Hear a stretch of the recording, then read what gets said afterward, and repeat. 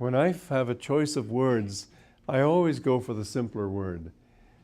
It's, if possible, because there are nuances that don't always make it possible, but it's the simplicity of expression is what really touches the heart. That book didn't touch the heart, it touched the mind. And so I thought, well, let me write that book again. Master told me to write, and this is an example, and edit. This is an example of something I can do. So that's what I'm working on right now. And I think you'll find it quite exciting. Really, it is. I'm on chapter 3, but it's not a long book. It's only 110 pages. It may end up being a little longer, I don't know. I'm throwing in a few stories that I heard Master tell, like that beautiful one. I just finished writing it this morning, of a man and his boy. The man went out to sell a donkey at the market. And he took his boy with him, and because he wanted the donkey to be in good shape when he was selling it, he walked beside the donkey with the boy. And they passed a few people coming the other way. And he heard one of the people saying, "Look at that crazy thing, they've got a perfectly good donkey to ride and they're walking. What stupid people." He thought, well, it does seem a bit eccentric. And okay, so he got on the donkey, and they were riding along, and some other group came by, and they saw him, and they said, "Look at that healthy, strong man, and his poor little child has to walk. What cruelty! What arrogance!" And he thought, well, gee, I don't want people to think I'm arrogant. So he got off the donkey and put his boy on it. And they passed another group. And the group, seeing them, said, "Oh, for heaven's sake, here this healthy man walking, and he's got his little boy riding. I mean, this poor old man, not this healthy man, this healthy young boy. What's this poor old man walking when he's got his boy there? He must have no discipline in his home." And the boy thought, well, and then the man thought, I don't want people to think that I don't run a decent home. So they both got on the donkey. And you can imagine what came next. Another group came by. "Oh, what cruelty to animals. 2 people on a donkey." And he got so fed up, they were on a bridge, he just got off and pushed the donkey into the river and walked home. I remember Master laughing over that story. But you know, the moral of it is obvious.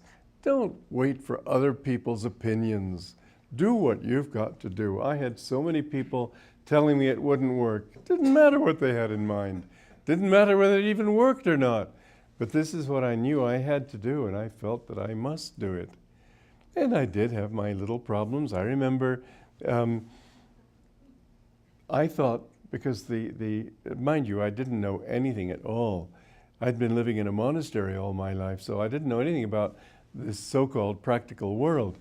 And the foreman on the job told me that it would take a couple of weeks. Well, after a couple of weeks, we hadn't even finished the foundation. I had a lot of schoolboys there working at $1 an hour. Cruel, boy, cruel. Actually, they were happy to get $1 an hour. This was back in 1967. Yeah. And so after a couple of months, I was in the city earning money by giving classes all over, every night a different city, a different class. And with that, we were building it. We had a number of carpenters as well as these boys. But after, wages came to about $1,000 a week. And after 2 months, I'd run out of money. And I said to the foreman, well, if you can hang in there, I'm earning money and we'll be able to pay it. He walked off the job immediately. Didn't even stop for lunch. And the boys had to go back to school, and all but 2 carpenters stayed with me.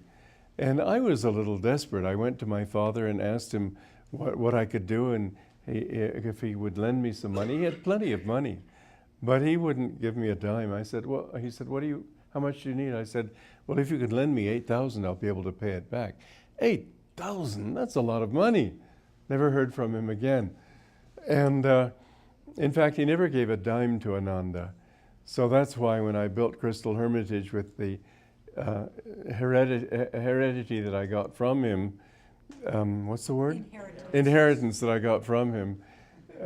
I thought, well, if I give it to Ananda as I'd want to, he would turn over in his grave or weep tears in heaven or whatever. And if I keep it for myself, I would be unhappy. So I'll do something for Ananda that I can also enjoy myself. So I built Crystal Hermitage, which was perfect. But the thing is that I arranged with all our different creditors in town to pay them less, but every month until I paid them off. And so we were able to sort of limp along. And then the Hills Flat Lumber Company here placed a lien on the property. Well, I didn't even know what a lien meant. I had to look it up in a dictionary. But it turns out that it was not a good thing.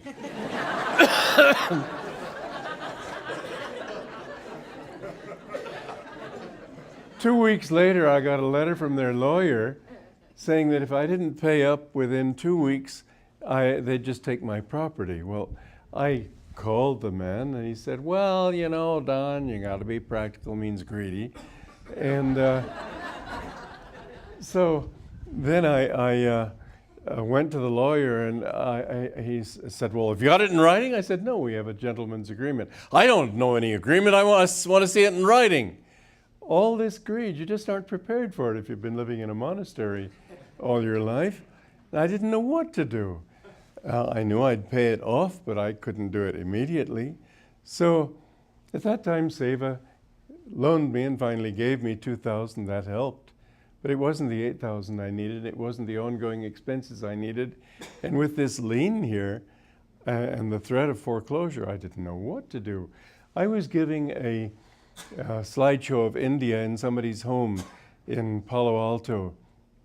And I talked about India and so on. And later, a young man, Tom Hopkins, came up to me and said to me, you know, I like what you're doing. Would you accept donations? I said, well, yeah, of course. I figured he'd probably give me $5 or $10. So we were outside and he leaned over the hood of my car and wrote a check out. And when I saw the check, $3,000, it was just what I needed.